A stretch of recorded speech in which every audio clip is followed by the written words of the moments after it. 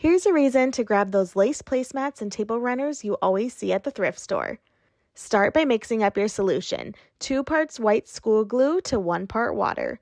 Give it all a really good stir and you're ready to get started. Grab a round lace placemat and fully submerge it in your glue mixture to make sure every inch is saturated. Now spray the outside of a large bowl with a little cooking spray. Lay the soaked placemat over the bowl and trim out a few triangle shapes around the edges so that the lace folds neatly around the sides of the bowl. Let this dry for 24 to 48 hours. When it's completely hardened and dry to the touch, carefully lift it off.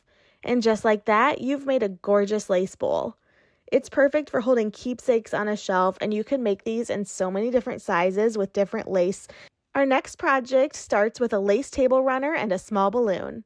Cut the runner to fit around your balloon, and just like before, we're going to submerge our lace into the glue mixture, saturate it fully, and wring out all of the excess. Wrap the lace around the balloon and leave a small opening at the bottom. As you go, trim excess lace so that it hugs the balloon shape nicely. You can use string to gently hold everything in place if it starts to slip. Set this aside and let it dry completely for at least 24 hours, maybe 48, to be sure that it's all dry.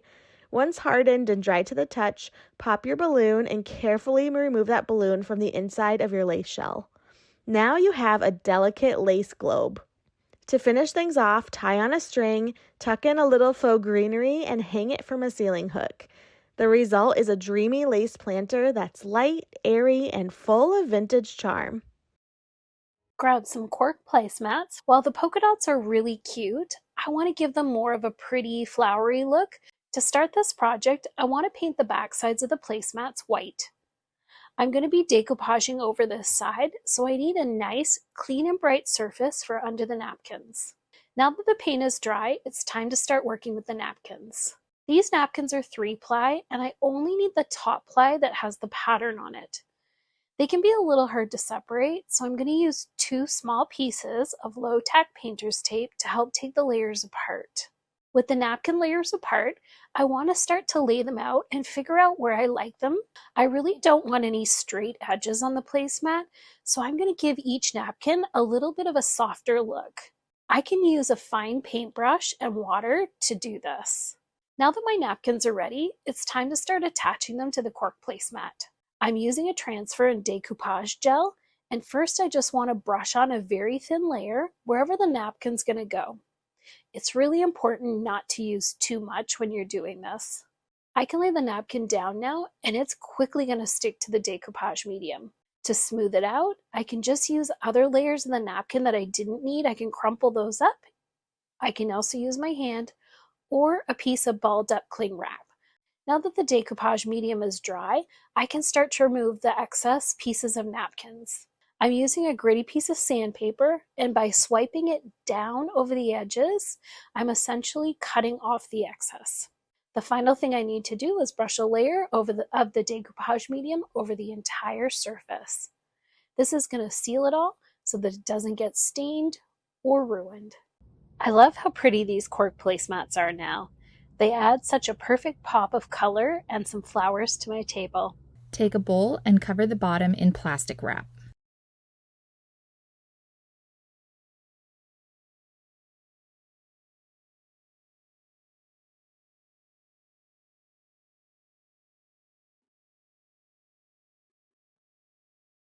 Next, use a sponge brush and Mod Podge. Cover the entire bowl base with Mod Podge on the plastic wrap. Take rope and begin from the center of the base and wind it around towards the outer part of the bowl.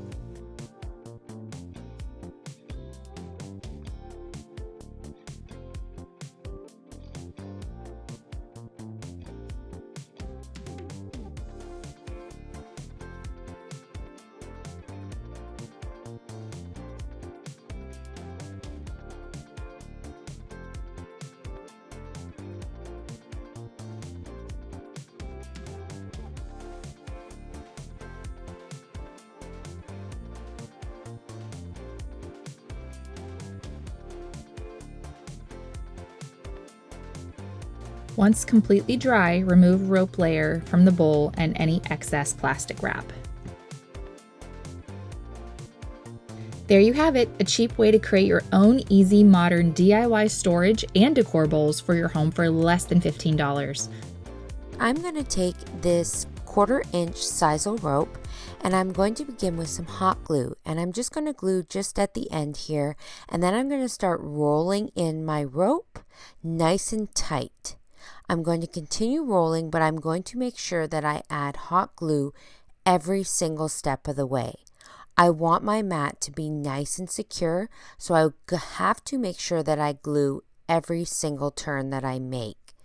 So again, I'm going to just keep adding glue, and I'm going to keep turning my rope, twisting it in on itself, making sure that I hold it tightly as I go to give the glue sufficient time to set.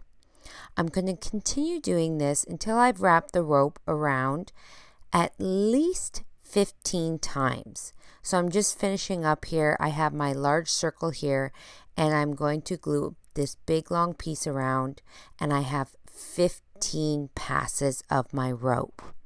I'm going to make sure that I leave my rope attached. I am not going to cut it off just yet. And then on a piece of paper, I'm going to trace around my circle, making sure that I don't move my circle now outside of my traced circle.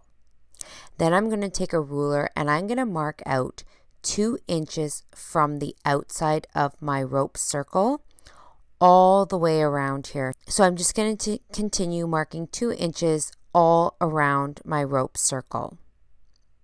Once I have that done, I am then going to take the end of my rope here that I didn't cut off, and I'm going to begin to make some loops. So I'm using my guides here, my 2-inch guides that I marked out, to make sure that my loops are all the same size. And then I'm going to secure the end of the loop to my rope circle. I'm going to continue working around, making loops as I go, trying to make them as even as possible until I get back to the first loop that I made. You do want to make sure that you hold your loops in place till the glue has had time to set. Once I get back to my beginning loop, I am going to make sure that I glue my rope inside that first loop there. And then once I've done that, I'm going to continue on with my rope. I am not going to cut it, and I'm going to begin gluing it around to the tops of my loops. So I'm just going to go here and I'm going to add a dot of hot glue on each top of my loop, and then I'm going to work the rope around in a circle. This will give security to all the loops here, forming them into place. I can use a clamp here to hold the glue in place on certain loops where they're just being a little bit stubborn. They do tend to want to pop up a bit. I'm going to continue going around with my rope until I've done 8 passes around my loops. I can then cut off the remaining rope. Using the same process that I made to begin my rug, I made some smaller circles that were 7 passes each. I am then going to attach these to the outside of my mat, making sure I attach them at the bottom to my mat, and then as well, I also want to add some glue in between each circle. This will just give extra security. And then I'm going to continue adding my circles all the way around my mat, making sure that I add the glue at both the bottom and in between each circle, connecting them all together. Once this is done and I've worked my way all around my mat is complete. You can add some hot glue on the back side of the mat as well, just to give it extra security.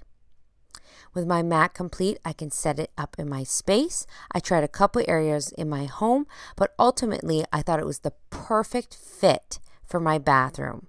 It fits perfectly here in front of my vanity sink, and I just love this boho vibe that it gave my space on a complete budget. Thanks so much for tuning into this episode on Home Talk, and we'll see you again soon.